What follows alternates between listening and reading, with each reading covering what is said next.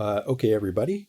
So what we're going to be looking at today is the practice exam 2.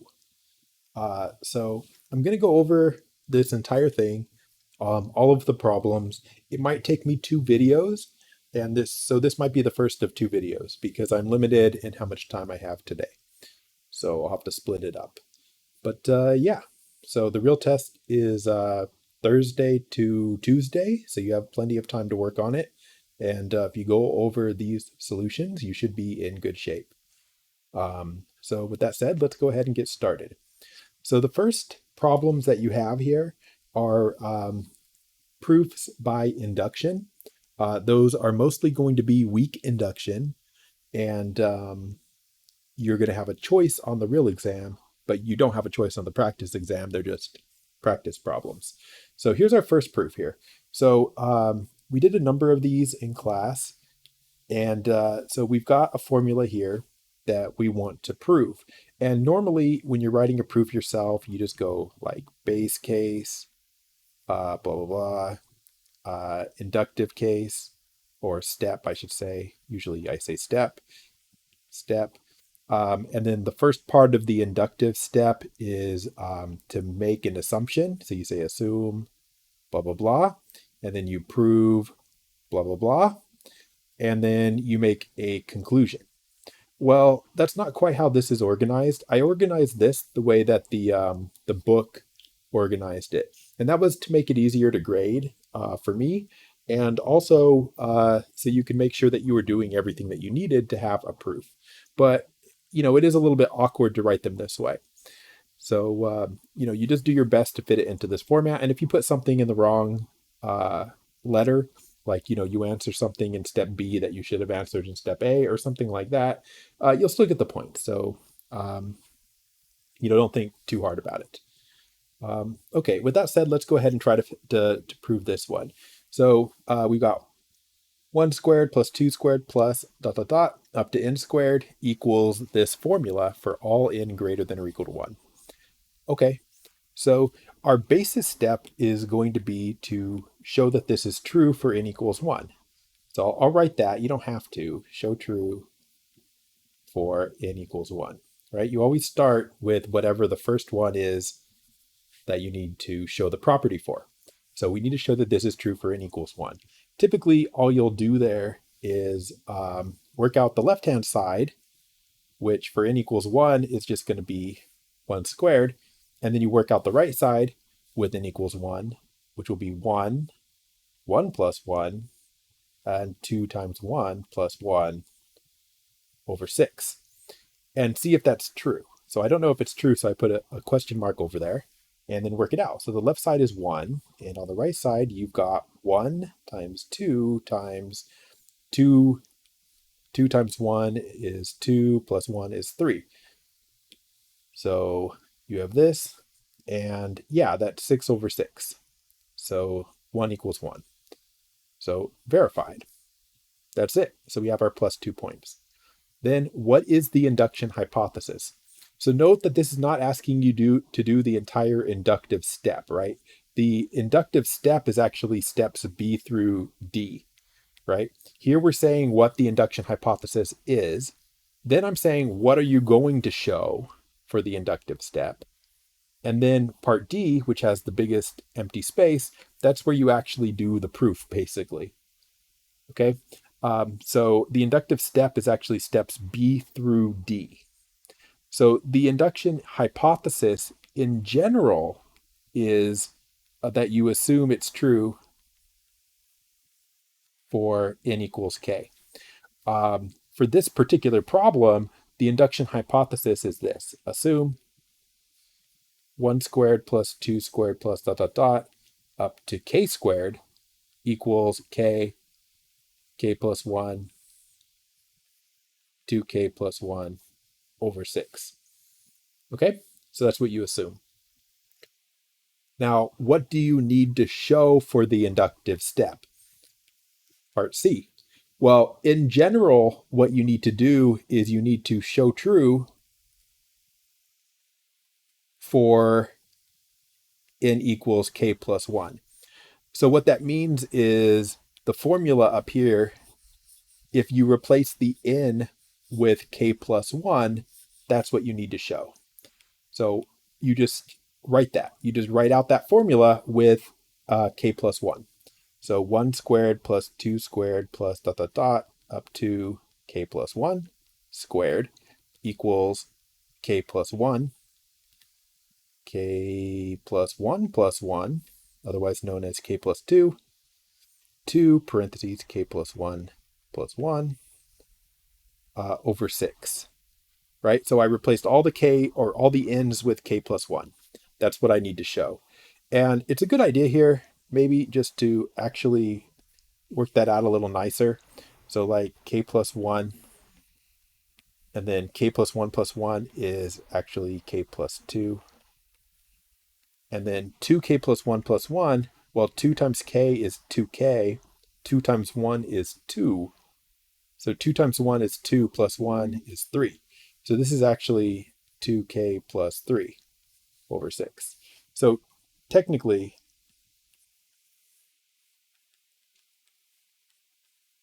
this is what we would need to show, right? You can write it, if you just write that top line here, this one, that's perfectly fine for this step. But when you're actually doing it, this is where you're going to end up. This is what you're actually going to show. Okay, now your statement in part C follows from the statement in part B. Indicate where you use the induction hypothesis. Yeah, so basically you have to somehow get from the induction hypothesis to the thing that you want to show. So typically what you'll do is you will start with the induction hypothesis because we assumed that it's true. So we get to use this as a true statement. So we start here,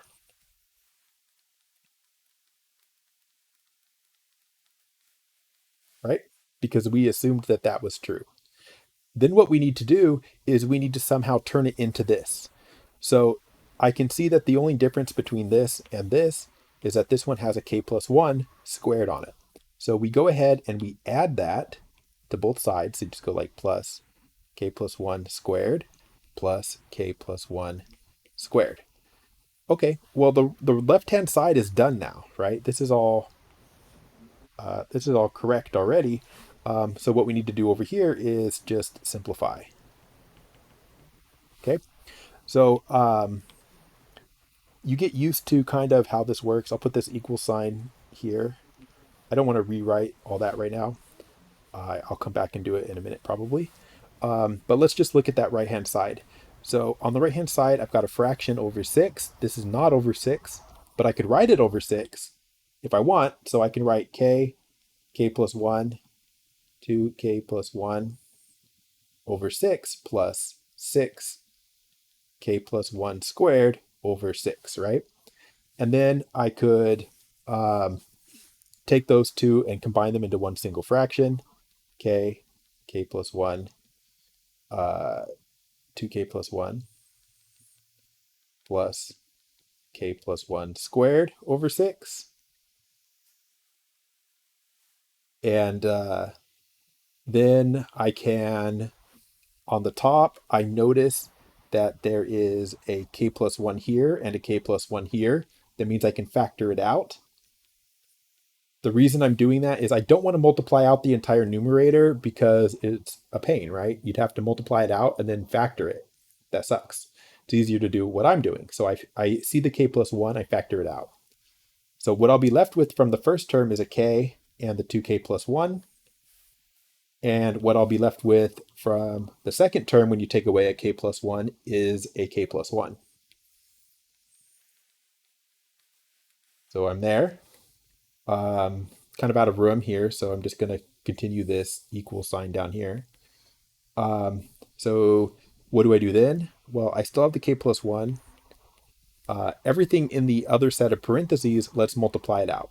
So we just have to multiply this out here. 2k times k is 2k squared.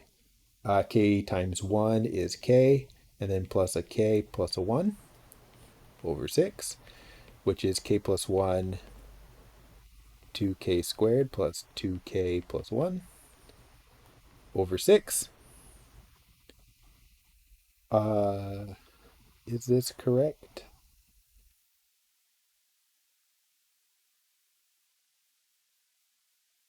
I feel like something's not working out quite right, or maybe I'm just a little bit confused here. Um, if we wanted to, shouldn't there be a 6 there?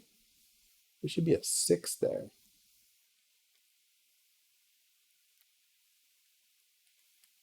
Hold on. So what did we do? Let's back this up. So we've got k plus 1, 6. I lost the 6. This 6 disappeared. Okay, let me fix this. So we got, there's supposed to be a 6 here. I just stopped writing it. So there's supposed to be a 6 here.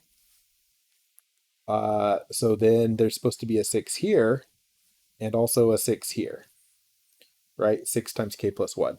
So when you actually add these up, you do not get these numbers here.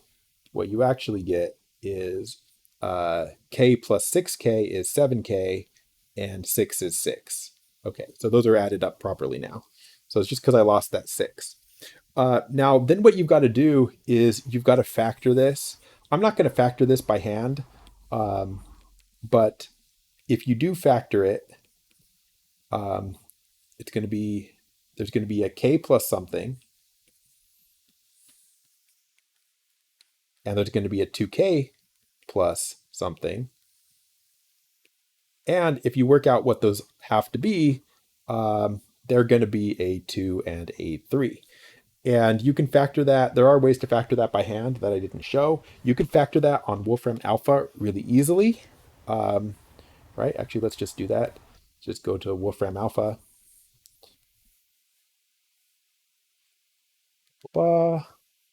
You could just type in like 2k squared plus 7k plus 6. It's kind of funny that it knows I'm about to type into 6, isn't it? Where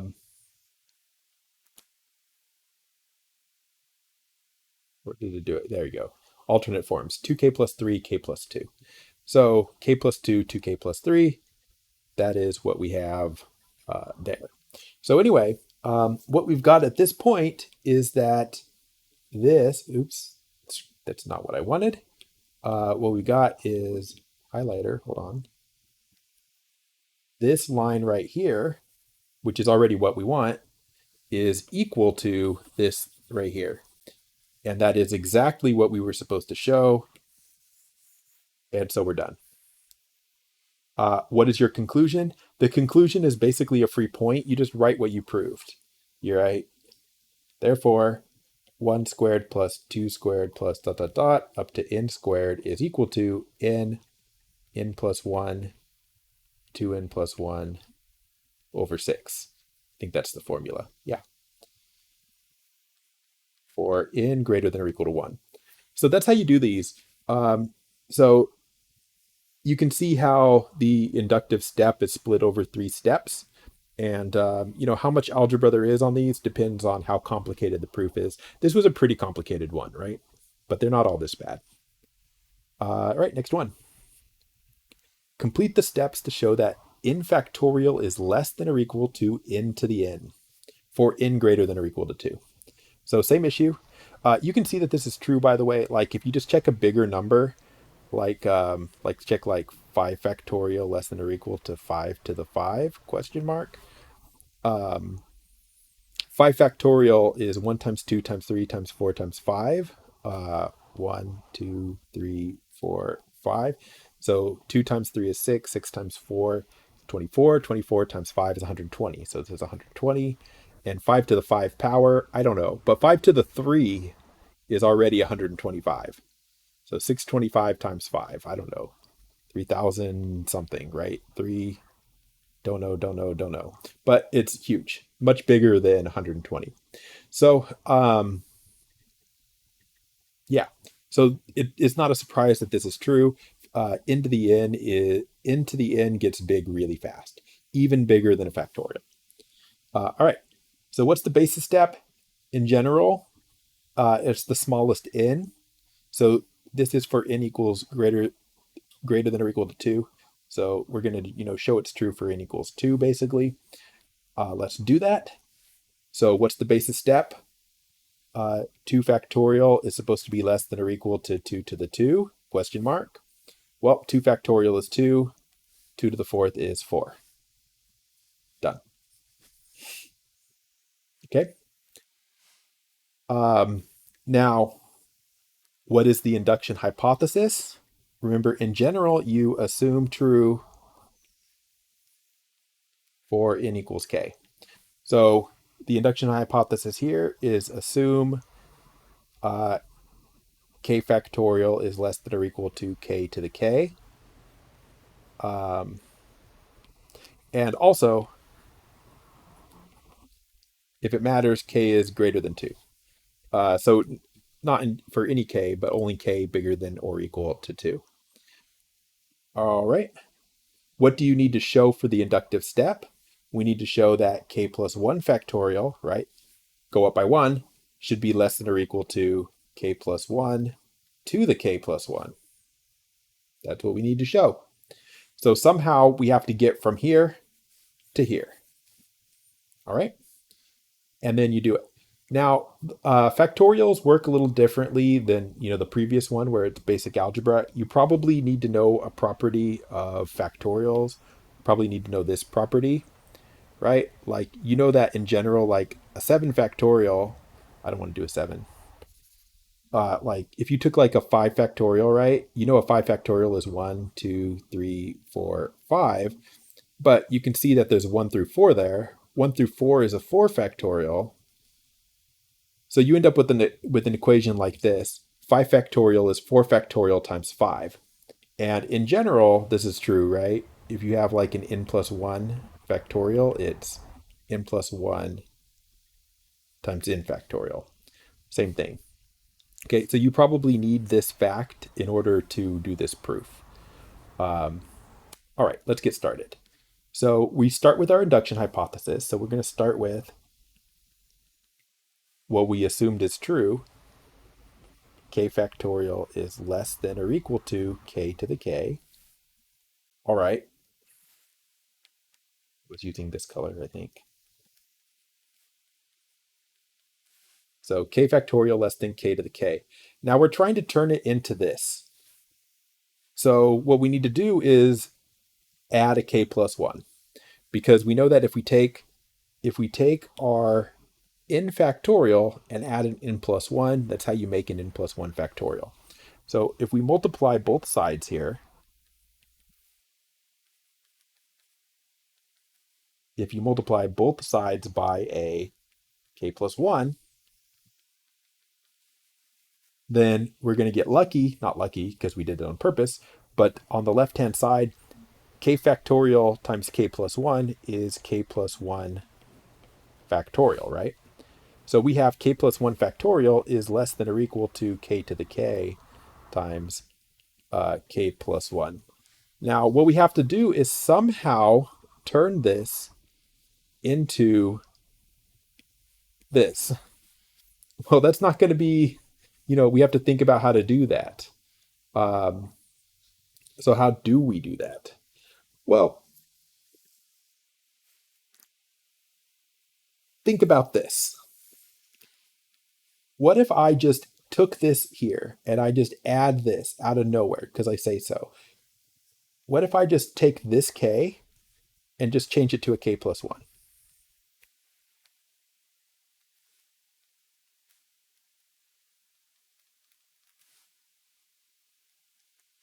Isn't this statement true?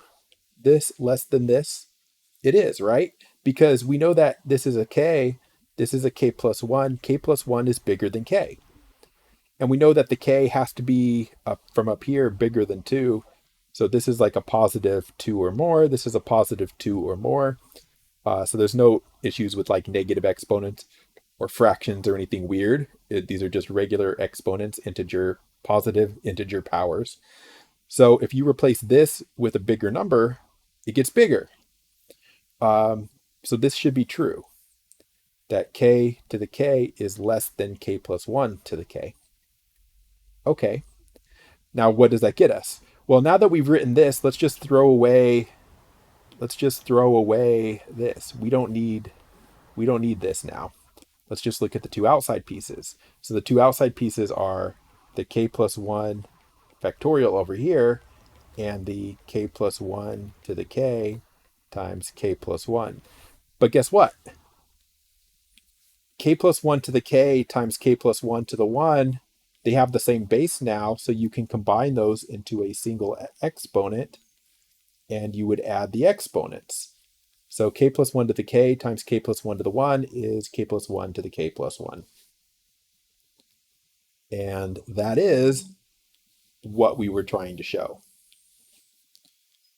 Okay. Now, these kinds of tricks that I just did, like adding this extra thing here, those aren't easy to come up with.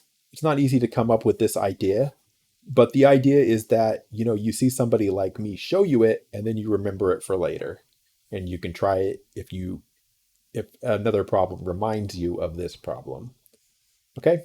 So here we go. We got this, and that was it. That's what we needed to show. So we're done. And then you just make your conclusion. So what's our conclusion? I believe it is n factorial. Therefore, n factorial less than or equal to n to the n for whatever it was, n greater than or equal to 2. Okay, so we did it. This is not supposed to be here. It's supposed to be on the next page. Next proof here. So our next proof is one involving factorials. This looks kind of complicated. I don't know how complicated it will be. We'll find out. So what we've got going on here is a formula involving Fibonacci numbers. So Fibonacci numbers are numbers that we've talked about. They kind of sometimes change what the first and second one are. Sometimes they go 0, 1. Sometimes they go 1, 1. In this case, this is the definition here. So first one is 1, second one is 1, and then after that, you add them together. So like F3 is 1 plus 1, which is 2. F4 is 1 plus 2, which is 3. F5 is 2 plus 3, which is 5, ... Right? So we know how Fibonacci numbers work. And let's go ahead and see if we can figure out this formula. So we're trying to show this. What is the basis step?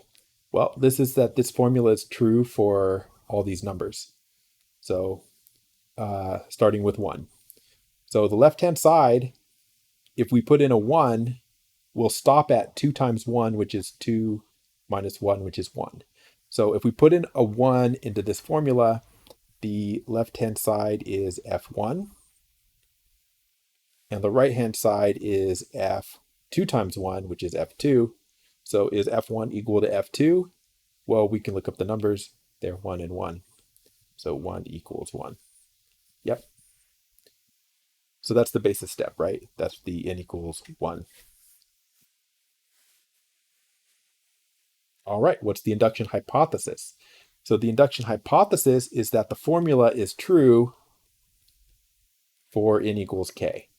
So the induction hypothesis here is going to be that we assume F1 plus F3 plus F5, we've only got odd numbers here, up to F2n minus 1 equals F2n. And that's going to be for, oh, oops, we're supposed to use a k. Right? That's what we do for the induction hypothesis. Okay. And this is going to be k is an integer greater than or equal to 1. I don't really need to write that. Okay, so we're going to assume that this is true.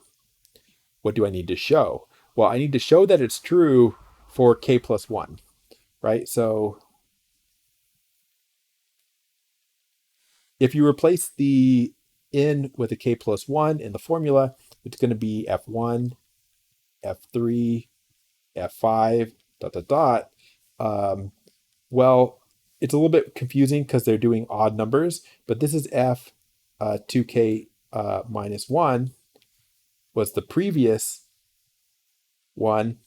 And if you add the next odd number to the list, it's going to be F 2 parentheses k plus 1 minus 1.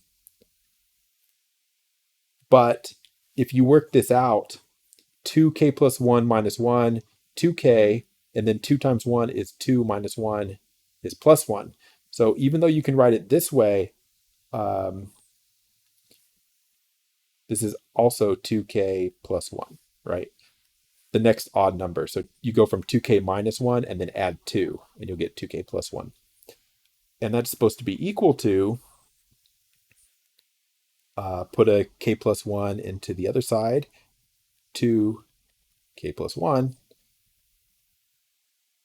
Okay, so that's what we need to show, this right here.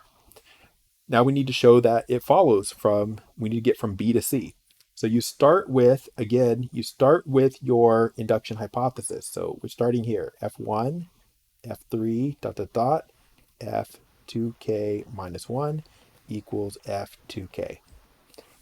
Okay, so we start there. Now, in order to try to build this up, obviously, this has just got one extra term on the end, right? So we're going to add this term to both sides here. So we'll go kind of lazy, so I'm just going to copy it. Actually, ooh, hold on. I don't like what yeah, it's fine. Okay, so this is where we are. And what I want to add is an extra f2k plus 1, because that's the next term, f2k plus 1 to both sides. Okay, now, just like on the other problems, like this side is done now. This side needs work. Okay, well, it's really, really easy, right? What's f of 2k plus f of 2k plus 1? Well, what happens when you add, like an f4, for example, and an f5, you get f6, right? When you add two consecutive Fibonacci numbers, you get the next Fibonacci number. Well, these are consecutive. So this is just 2k, 2k plus 1. So you add 2k and 2k plus 1, you're going to get 2k plus 2. And guess what? That was literally what we were supposed to get, right? This is 2k plus 1, but 2k plus 2. That's it. So this was like, this proof looked like it was going to be hard, but in fact, it was very easy. So that's it. We're done. So what's our conclusion? Conclusion is that F1 plus F3 plus F5 plus dot dot dot up to F, what was it? 2n minus 1 should be equal to F 2n. Is that it? Yeah. Or n equals 1 to whatever.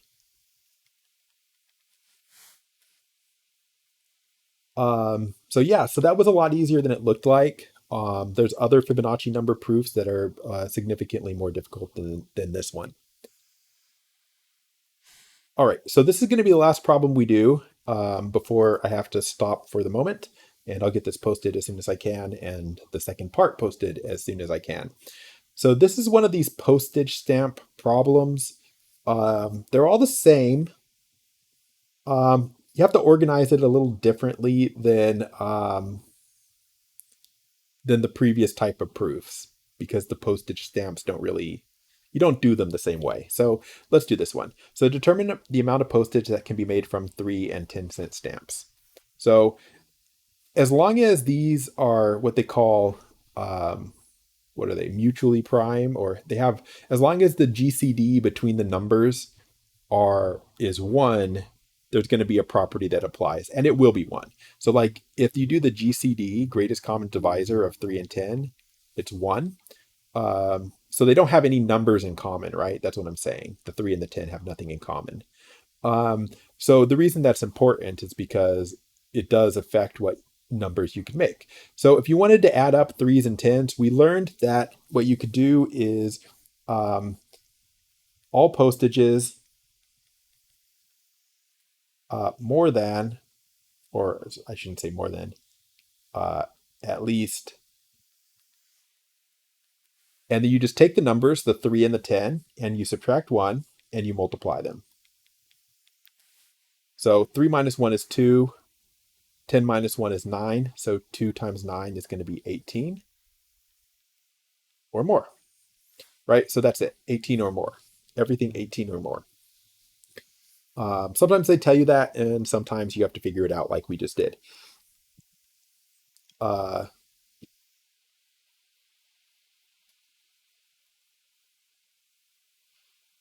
Wait, why is this? Okay? This is dumb, right? Isn't this the same question?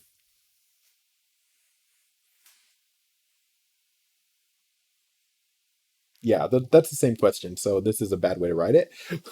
So 18. So same question twice, whatever. Let's prove it.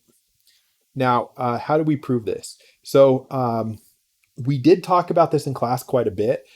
So the base case here is going to be this. So your smallest stamp in this case is 3, right? Small stamp is 3. That means you're going to have to show 3 base cases starting at whatever the smallest is. So 18, starting at 18. So if you can make every postage 18 or more, you have to show me 18, 19, and 20. Okay. And it's 3 because that's the size of our smallest stamp. So you just tell me how to make an 18 out of 3 and 10-cent stamps. So an 18 is going to be 6 of the 3-cent stamps. That's it. Okay. And 0 of the 10-cent stamps. And then you say, how would you make a 19? Well, in order to make a 19 out of 10 and 3s, you would need 1 of the 10-cent stamps to get 10. And then you would need 3 of the 3s, right? 3 3s is 9, and then 1 of the 10s. So that'll give you a 19. And then how would you make a 20? Well, you would need none of the 3-cent stamps, but you would need 2 of the 10-cent stamps. Okay, so that's how to make 18, 19, and 20. Now, you could show me how to do more, right? Like, how would you do 21, right? You would be able to figure that out. You would say, like, oh, it's 7 of the 3-cent stamps, right? But you don't do that. You don't do that. What you do is the way you would make a 21 is you start at 18 and add 3, right? You just add a 3-cent stamp to the 18. And how would you make 22? Well, you'd add a 3-cent stamp to the 19. How would you make 23? You would add a 3-cent stamp to the 20. And then how would you make 24? Well, you'd add a 3-cent stamp to the 21, which we've already done, right? So, like, there's a pattern. Once you've done 3 of them, now you can just add a 3-cent stamp to the 18 to get to the next one. So that's why the base case is 3 in this case. And that's why it depends on the stamp size, because if your smallest stamp is 3, 3 will get you from 18 to 21. So all of them before 21 need to be done. Okay, how do you do the induction step? So for the induction step, it's a little bit kind of annoying to write, but we will. What you need to do is you need to say, so we're assuming all postage from 18 up to K can be made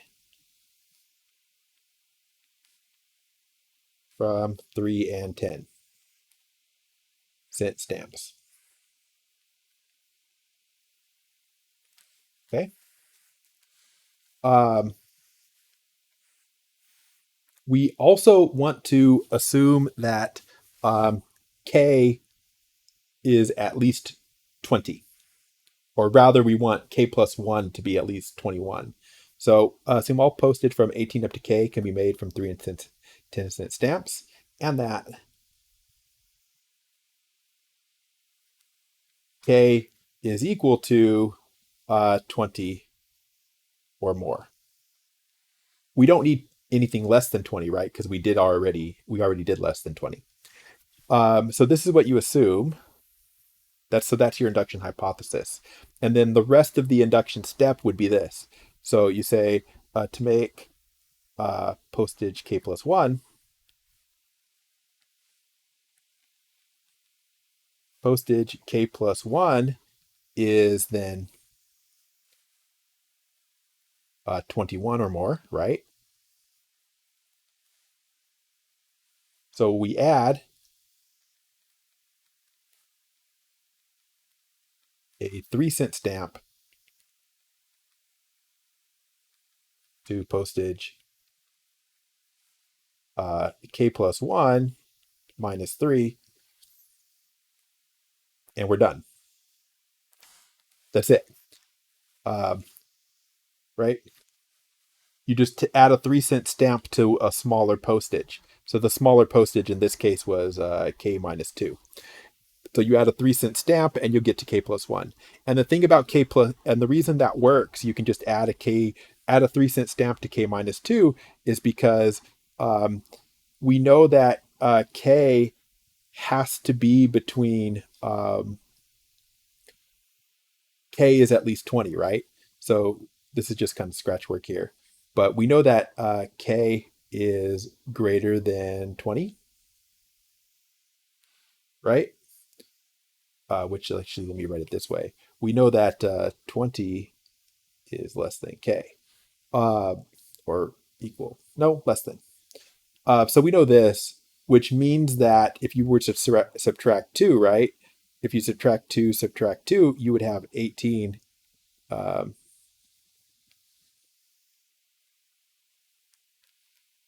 is greater than k minus 2. So k minus 2 is greater than 18, right? Or greater than or equal, I should say. Greater than or equal, greater than or equal. And also k. So k minus 2 is in between 18 and k. And so since k minus 2 is between 18 and k, since it's between 18 and k, we know that that postage can be made. And since k minus 2 postage can be made by the induction hypothesis, you can just add a 3-cent stamp to the k minus 2 and you'll get k plus 1. So that's how it works. I worded it awkwardly here. You can look at the notes for a better version of this, but this is what you need. So add a 3-cent stamp to whatever is 3 less than you need. What's the conclusion? The conclusion is that all postage 18 or more can be made from 3 and 10-cent stamps. Okay, so that's going to have to be it for now. We got some more proofs and then, well, one more proof and then some other random nonsense to finish this off. But that's it for now. Watch the next video if you want to see the last proof and the rest of the practice exam. I'll turn off.